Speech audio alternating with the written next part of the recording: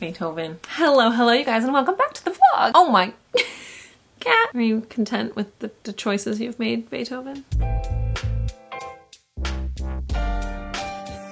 You want to say hello? Oh my goodness, aren't you a cutie pie? It is Tuesday, and I am back to work after a long weekend, but before we get too deep into the day, I am going to pick up my engagement ring. You guys may remember a few weeks ago I went and dropped it off at our jeweler because one of the emeralds popped out, and those things are so damn tiny. It's gone forever, but our jeweler's amazing and he replaced it for free, so it is now ready to go pick up, and I'm going to go do that. But I'm wearing this today because it's fucking finally hot out in Los Angeles. You won't find me complaining. No, but I'm gonna put a jacket on just...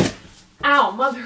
Just stubbed my toe. I'm gonna put a jacket on for modesty is literally what I was about to say. My new favorite, my YouTube jacket, Rachel Rambles. That's me. I have a 20 whatever podcast episode rendering, and so now is a good time to get going. Before I go, I gotta water my plants. One of my basils got sick. Really upsetting, actually. I had to, excuse me, Beethoven. I had to throw it out, or compost it. Now my basil looks less impressive, but here is sort of an overview. Here's the rosemary. She's looking good. The little baby basils are still looking okay. Hopefully they don't get sick too. Mint's looking good. Something's been chewing on it though. I'm gonna talk to my mom about maybe some pest control. Catnips are still coming up, which is a miracle. And of course this is the mystery plant. I have no idea what this is, but it's starting to sprout, which is cute. It's so hot out. I hope my plants do okay. Okay, now let's go. She's back. I got my ring back. I missed her. I love her, and I haven't been able to wear her for a while, so it's nice to have her back. I wish my one nail wasn't broken so that I didn't look so weird. I can just balk it out like that. Anyway, time to go to work. Okay, I'm back home, and a few days ago, I put out a little question box on my Instagram for you guys to ask me questions for a Q&A here. I know Q&As can oftentimes be seen as lazy, but come on, you guys, give me a break. I'm putting out 3 vlogs a week. Actually, if there's other stuff like this that you want me to do or more questions you want me to answer, or like, I don't know, give me ideas. What do you guys want to see? Because like, I'll keep filming my life, but like after a while, it's gonna get kind of boring. Maybe not. I guess I don't know where my life is going. Why am I still talking? Let's do some Q&As. I got a lot, so I don't think I'm gonna do them all, but I'll just do the ones I want to. It's my channel, it's my life, it's my rules. Okay, favorite and not so favorite thing about the Tesla. You guys know I got a Tesla earlier this year because I was involved in a car accident. My car was totaled. My favorite thing about the Tesla, I actually really love that car. I have a lot of favorite things about it. It dings when the light turns green or when the car in front of you moves ahead, which is great for people like me who look at their phone at red lights. The seat warmers are great, but there's also a steering wheel warmer, and for someone who has chronically cold hands like me, that's great. It's just a smooth drive. I like the fully electric vehicle. I thought it was going to be difficult to keep it charged, but it's really not. It's super cheap. It's saving me money. I don't know. I just really love it. My not so favorite thing about the Tesla is the fact that fucking Elon Musk owns Tesla, and I have to do a whole diatribe about how I hate Elon Musk. People don't think I'm some weird Tesla bro when I say I have a Tesla, which I try not to even say that frequently because it's annoying. Oh, another thing I like is the whoopee cushion feature, which is, I know, something that douchebag Elon came up with, but it is funny because farts are funny, let's be honest. Do you miss anything about your corporate job? I miss the people. Definitely. I don't necessarily miss socializing every day. I used to be a really extroverted person, but the older I get, the more introverted I become. And so I don't really miss like having to socialize every day, but I loved all the people that I work with. So I would say I miss them, but I definitely don't miss like the corporate structure of things. And I definitely don't miss like being forced to go into an office when I simply didn't want to. You know, I had set hours, but also I was like constantly on because I was a salaried person. And so I don't miss that. I set my own hours now. I work from my own house. And so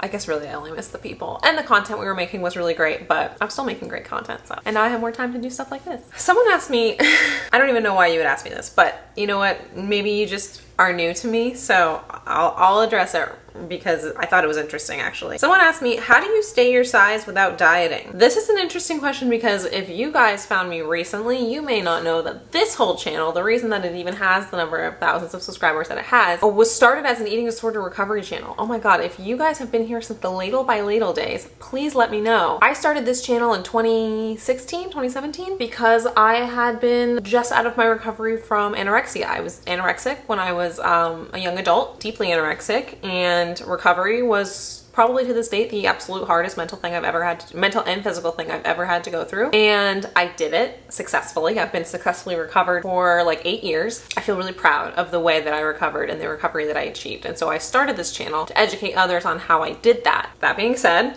I don't diet. I never will diet. Dieting is actually really dangerous for me. It's actually a big reason why I'm no longer vegan, because when I was told I needed to cut gluten out of my diet because of my autoimmune issues, I said, well, if I'm vegan and gluten-free, that's too restrictive. It'll 100% trigger my eating disorder. So I stopped being vegan because I know what's best for me mentally, because I have had a really, really bad history of mental health and food. So I don't blame someone for asking this question. I know that weight is something that women are constantly thinking about. It's always on our minds, and it's such a bummer for me. However, I will say this, a big part of what got me through recovery, and all of my eating disorder recovery videos are still around, they're some of my most viewed videos, was a concept called set point theory, which I firmly believed in. I had to believe in it to get me mentally through my recovery, which is that every body has a set point, and if you eat intuitively, I hate that phrase, but if you eat intuitively, your body will land right where it's supposed to be. I recovered back to the weight I had been before I was sick, plus a little because I grew up. In the meantime, I was no longer a teenager. I've held this weight with no extra effort on my part at all. I eat how I want to eat. I eat what I want to eat. I don't restrict in any particular way ever. Anyway, I don't diet. I firmly believe in set point theory, which is a video I made 6 years ago. I'm sure somewhere on this channel you can go find it. What were you like in high school? I was a huge fucking nerd. You know, I was definitely uncool, unpopular. I went to a really large high school, the biggest high school in the state of New Hampshire, public school. There were definitely like cliques and a little bit of a hierarchy of like who was cool and popular and who was uncool and unpopular, and I was definitely in the uncool and unpopular range, but the school was so big that like I didn't particularly feel ostracized. I was very happy because despite being uncool, I had a great group of friends. I did theater, I was in the orchestra. God, I was painfully uncool, but I had a great time in high school. So, okay. How's work-life balance felt since leaving your job and working for Sierra? Oh my God, it's been unreal. I've actually been a lot busier with work than I anticipated, but it's great. I like to work. I was worried that I would be bored, and I really can't say that I've ever been bored. I thought I would actually have more time to myself, but I'm happy to say that I've been very busy. But at the same time, like today, I had time to go and pick up my ring from the jeweler, and that's something that I would never have been able to do before this. So the work-life balance has been amazing because I kind of just make it myself, and the one thing I was nervous about, which was not having enough work to do, has proven to be completely untrue. A tattoo tour. This could be its whole other video, but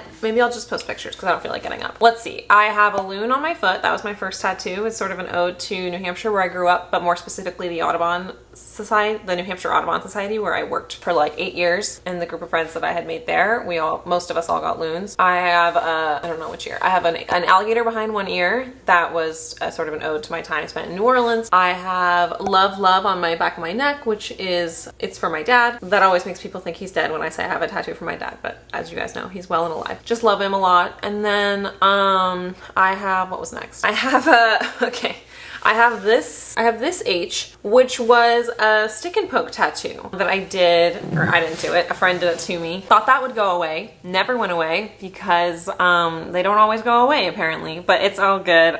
This was back in 2015. I was dating my ex, and her and myself and two of our friends thought it would be just like the absolute funniest thing to get homo, each of us getting our own letter. It's H-O-M-O. And then I believe we went to Decadence, which is a New Orleans Pride event. Is that where we went with these? Anyway, we all got drunk and thought that would be funny, and so now we each have letters on our hands. I wonder if she still has hers. She had the M, and then our other two friends had the O's. Anyway, we thought it was really funny. Actually, it's still kind of a good memory. I remember getting it. I remember being a little bit drunk in my friend's living room in New Orleans and having the stick and poke tattoo, and when each of us were getting one, we got to pick the music, and so I forced everybody to listen to Disney music while we got mine, and it was great. That's a great memory. And then my next one that I got was, I think the back one, the Gemini tattoo. That was for sort of myself in California. It's a Gemini constellation, the way that I've always drawn them. I'm a Gemini. I love being a Gemini, but instead of stars, they're poppy flowers. That's probably one of my favorite tattoos by far. Then I have this,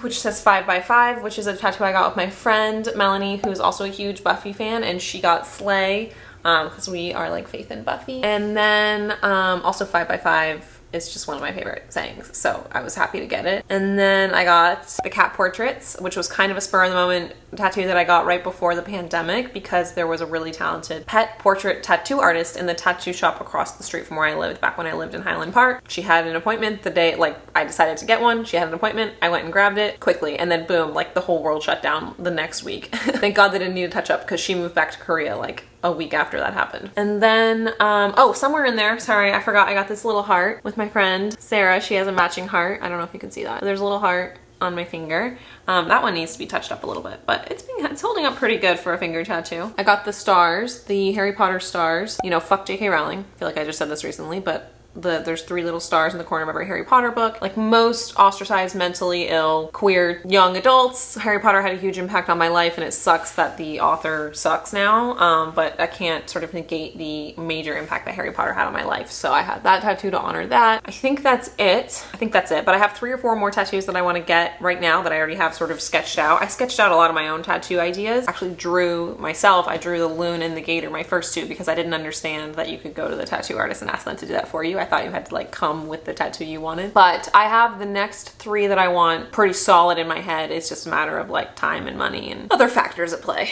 But that's my little quick tattoo tour. I don't know how quick that was. Favorite Disney animated movie and favorite Pixar movie. My favorite Disney animated movie is Princess and the Frog. It's one of the big reasons I decided to move to New Orleans when I did. My favorite Pixar movie is Monsters, Inc. No question. It's like, it just holds up and it works for me every single time. What's one piece of advice you'd give yourself a year ago? I'd give myself 2 pieces of advice. 1, the wedding's gonna be fine, stop worrying. And 2, please, for the love of God, stop filling your plate. You cannot do this much work. You're headed towards burnout. My dad asked me, what's the best thing about having such a fantastic father? I don't know, Dad. I'll let you know when I figure it out. Just kidding. Love you.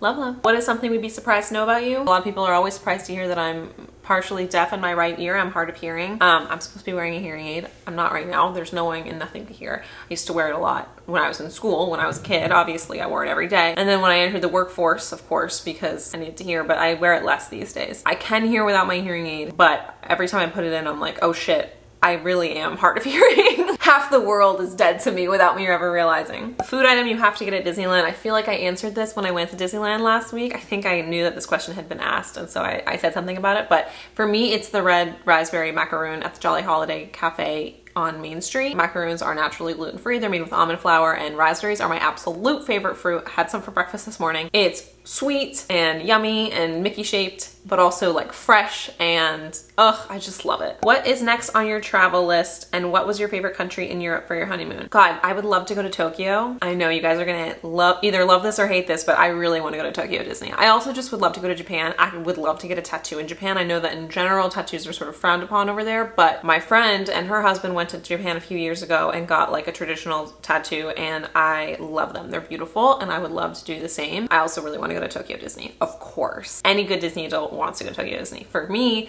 that's got to be the next country on my travel list. If we're talking like leaving the country, if we're talking in the country, I don't know. I go to New Orleans every year because I miss it and a lot of my friends live there. So that's probably realistically where I'll be going next because I go every year and I haven't gone yet. I've never been to Portland, Oregon, and it's somewhere I've always wanted to go. I would also love to go back to Santa Fe. I went to Santa Fe for like 2 days when we were doing our road trip out here when we moved here in 2016, and it was so much fun, but I feel like we could have spent more time there. So those are places in the country I would love to go to. What was my favorite country in Europe for my honeymoon?